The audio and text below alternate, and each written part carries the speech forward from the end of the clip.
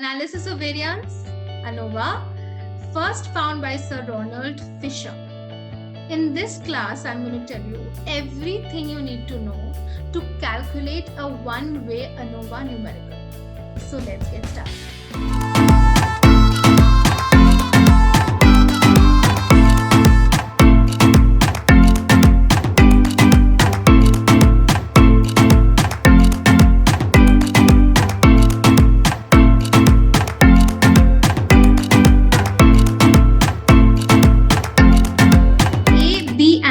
Are three varieties of seeds and we need to analyze the variance between them. So these are the yields of these seeds given to you already, A, B and C, and you need to analyze the variance between them. These are all written in columns and we are finding out one-way ANOVA. So there's a system that we'll follow as usual to solve this numerical. So let's check out the system. So these are the 4 steps that we are going to follow in solving the sum. 4 systematic steps. Number 1, after reading your numerical, you have to frame your hypothesis, the null hypothesis. Number 2, you have to calculate the F value. That is called the CV, the calculated value. Number 3, the third step, you have to compare your calculated value with the book value. The book value will either be given to you or you just need to find that out from the chart. And number 4, final step is you have to interpret the results. The interpretation is the last and final steps. So these are the 4 steps we'll be using to solve this sum. You remember there are 3 varieties of seeds. We name them A, B, C, and we are finding the analysis of variance. So let us frame the null hypothesis. The null hypothesis would be, we would assume that there is no significant difference between the 3 varieties of seeds or simply the varieties of seeds. That would be your null hypothesis, and your alternative hypothesis would be there is significant difference between the 3 varieties, that is the varieties of seeds. So you have successfully framed your null hypothesis. So let's begin with the sum. So now I'm going to calculate the means, the mean of A, the mean of B and the mean of C. The mean of A, let's say that's A bar. The mean of B, let's say that is B bar. And the mean of C, let's say that is C bar. So please be fast and calculate the means. How you calculate the mean? You will add all the values 5 plus 6 plus 8 plus 1 plus 5 divided by n. N is the total number of samples. That is 5. So that is approximately going to be summing up to, let's say, 5. Finish your calculation fast. The same I'll do with B bar, the calculation of mean, the answer would be 4, and the same I'll do with C bar, the calculation will be answer is 12 samples. I want to calculate the grand mean. The grand mean is basically the mean of all these 3 means that have been calculated. 5 plus 4 plus 12. That is basically what I'm doing is I'm adding A bar, I am adding B bar and I am adding C bar. And I am dividing this by 3 because these are 3 values. So finally I get a grand mean of 7. So I have calculated the individual means of these 3 samples and I have calculated the grand mean of these 3 samples.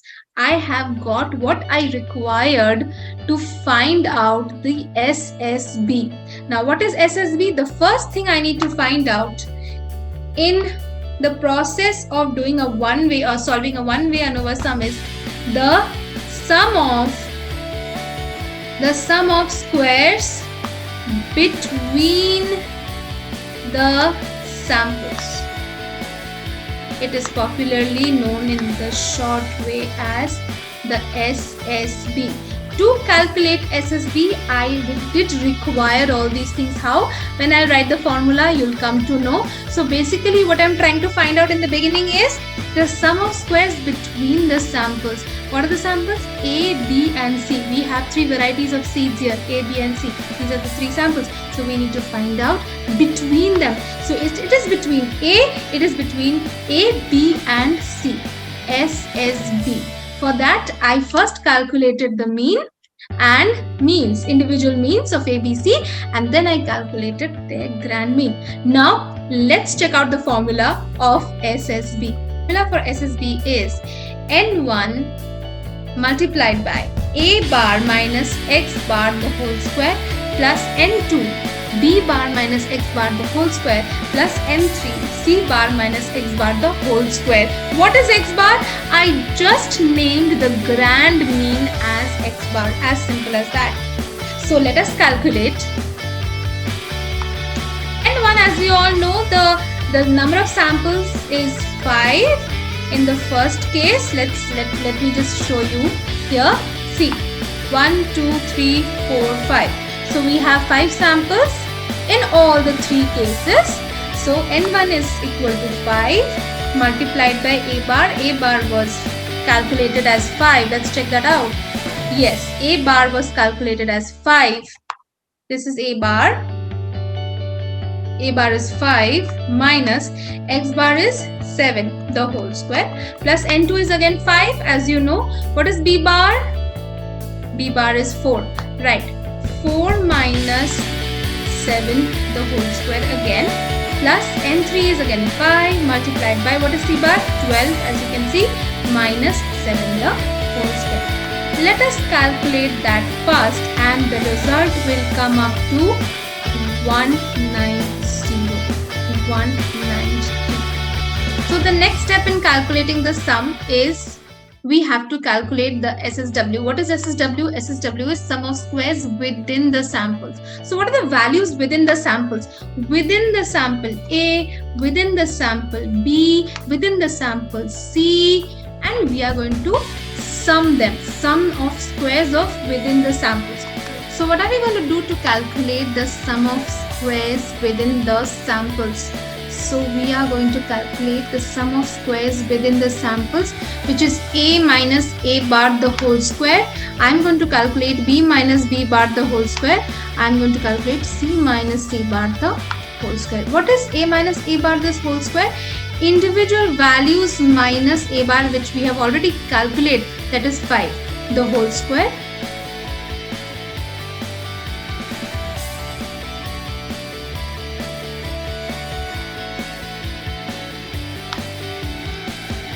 Let us calculate that fast.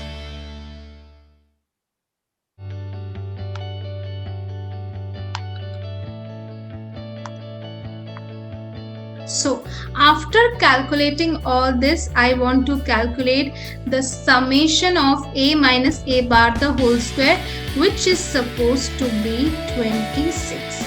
Now let us quickly calculate B minus B bar the whole square.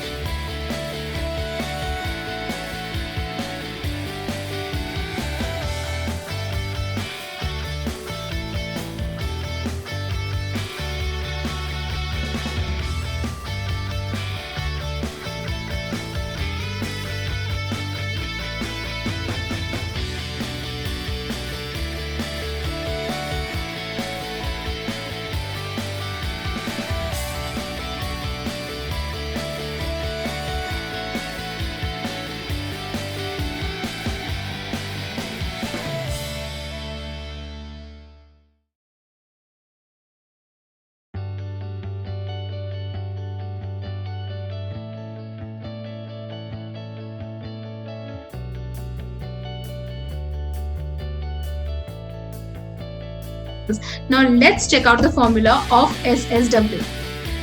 So finally, the formula for SSW is summation of a minus a bar the whole square, summation of b minus b bar the whole square, plus summation c minus c bar the whole square. We have already found out the values for these, which is 26 plus 58 plus 56, summing up to 140.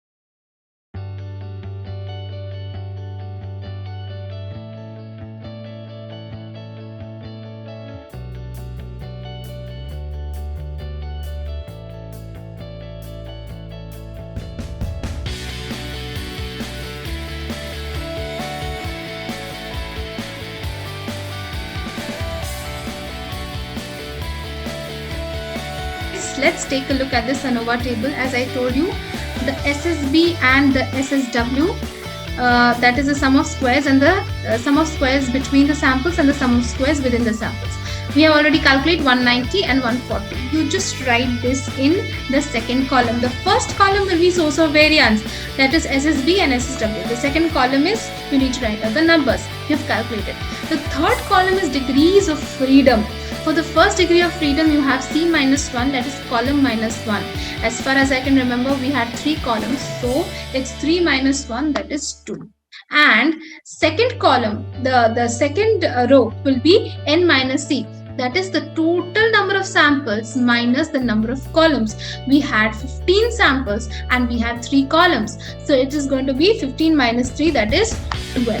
So we found out the degrees of freedom, which is the next column. The next column is mean square between the samples and mean square within the samples.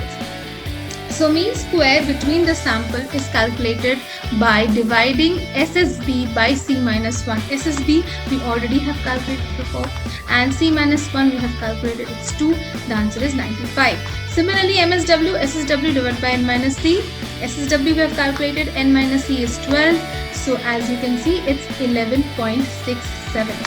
Finally, we go towards the second last step, that is calculating the F value. F value is calculated by dividing MSB by MSW. So it's 95 divided by 11.67, and that comes up to 8.14. So 8.14 is your F calculated value. Remember, the second step of solving an ANOVA sum is done. So let's proceed towards the third step, that is checking the book value.